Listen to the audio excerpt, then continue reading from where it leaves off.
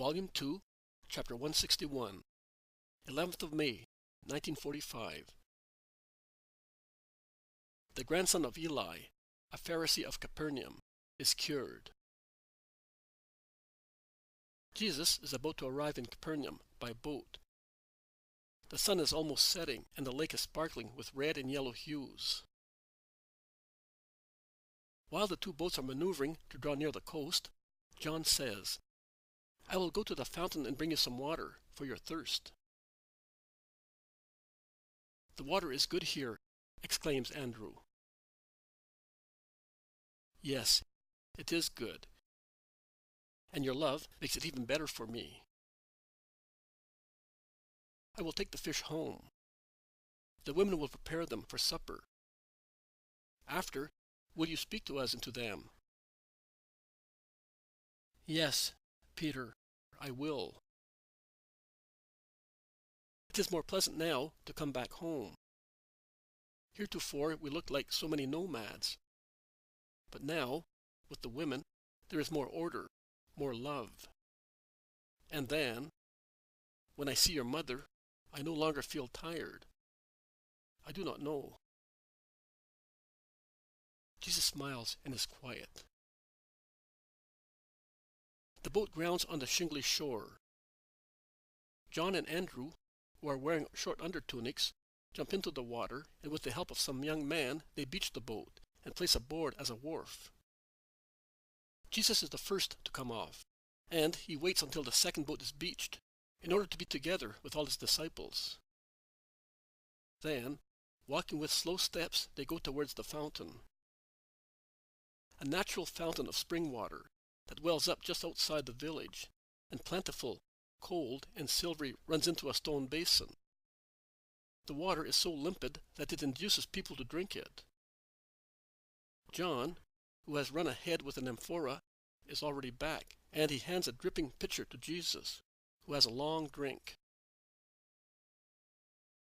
"How thirsty you were, my master, and I, foolishly, did not get you any water." "It does not matter, John. It is all over," and he caresses him. They are about to come back when they see Simon Peter arrive, running as fast as he can. He had gone home to take his fish. "Master! Master!" he shouts, panting. The village is in turmoil, because the only grandchild of Eli, the Pharisee, is about to die from a snakebite. He had gone with the old man, and against his mother's wishes, to their olive grove. Eli was overseeing some works, while the child was playing near the roots of an old olive tree. He put his hand into a hole, hoping to find a lizard, and he found a snake. The old man seems to have become distraught. The child's mother, who incidentally hates her father-in-law, quite rightly as it happens, is accusing him of being a murderer. The boy is getting colder and colder every moment. Although relatives, they did not love one another, and they could not have been more closely related. Family grudge is never a good thing. "Well, Master, I say that the snakes did not love the snake, Eli, and they have killed a little snake. I am sorry that he saw me, and he shouted after me, 'Is the Master there?' And I am sorry for the little one. He was a nice boy, and it is not his fault he was the grandson of a Pharisee." Of course, it is not his fault. They walk towards the village, and they see a crowd of people, shouting and weeping, coming towards them, with the elderly Eli in front of them. "He has found us. Let us go back." "Why? The old man is suffering." "The old man hates you. Remember that. He is one of your first and fiercest accusers at the temple." "I remember that I am mercy." Old Eli, unkempt and upset, with untidy garments, runs towards Jesus, his arms outstretched, and drops at his feet, shouting, Mercy, mercy, forgive me. Do not avenge yourself on an innocent boy for my harshness. You are the only one who can save him. God, your Father, has brought you here. I believe in you. I venerate you. I love you. Forgive me. I have been unfair, a liar, but I have been punished. These hours alone serve as a punishment. Help me. It's the boy, the only son of my dead son. And she is accusing me of killing him, and he weeps, striking his head on the ground rhythmically. Come on. Do not cry like that. Do you want to die without having to look after your grandson anymore? He is dying. He is dying. Perhaps he is already dead. Let me die, too. Don't let me live in that empty house. Oh, my sad last days.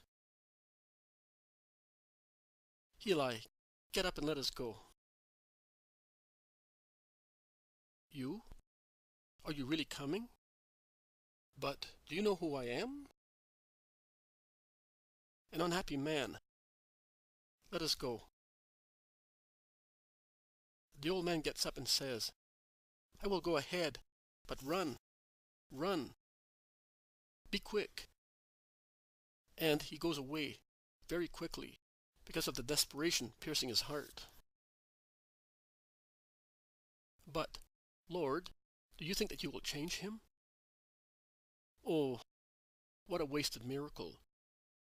Let that little snake die. Also the old man will die, broken-hearted, and there will be one less on your way. God has seen to it. Simon, to tell you the truth, you are now the snake.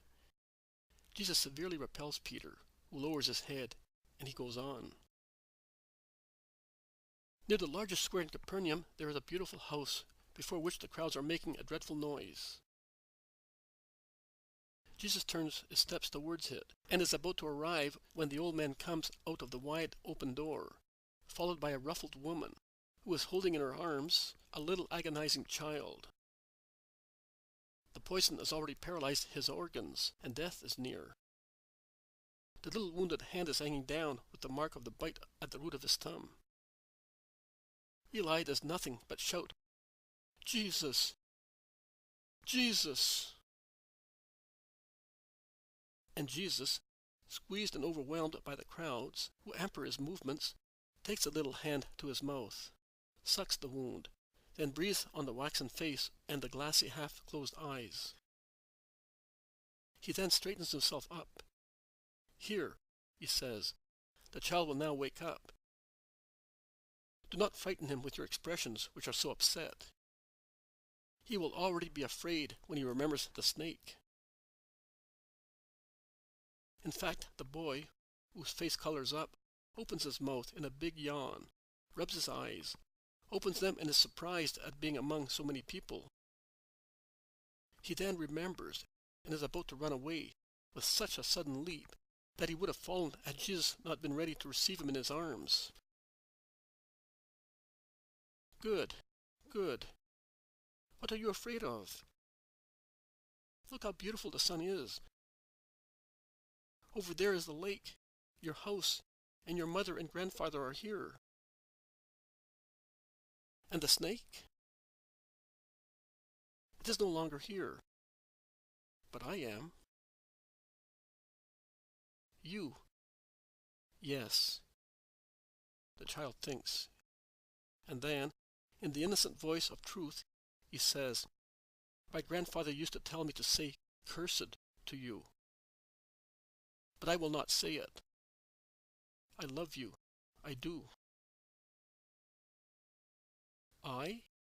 I said that? The little one is raving.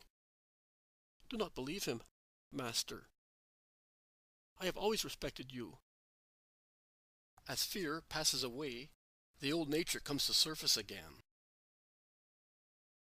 Words are and are not of value. I take them for what they are. Goodbye, little one. Goodbye, woman. Goodbye, Eli. Love one another and love me if you can. Jesus turns round and goes towards the house where he lives. Why, Master, did you not work a striking miracle? You should have ordered the poison to go out of the little one. You should have shown yourself as being God. Instead, you suck the poison like any poor man. Judas of Kerioth is not very happy. He wanted something sensational. Also, others are of the same opinion. You should have crushed that enemy of yours with your power. You hurt him, eh? He became poisonous again at once. This poison is of no importance. But you must consider that if I had done what you wanted me to do, you would have said that I was helped by Beelzebub. His ruined soul can still acknowledge my power as a doctor, but no more. A miracle leads to faith only those who are already on that way. But in those without humility, faith always proves that there is humility in a soul. It leads to blasphemy. It is better, therefore, to avoid that danger by having recourse to forms of human appearance. The incurable misery is the misery of the incredulous. No means will eliminate it, because no miracle induces them to believe or to be good. It does not matter. I fulfill my task. They follow their ill fate. Why did you do it, then?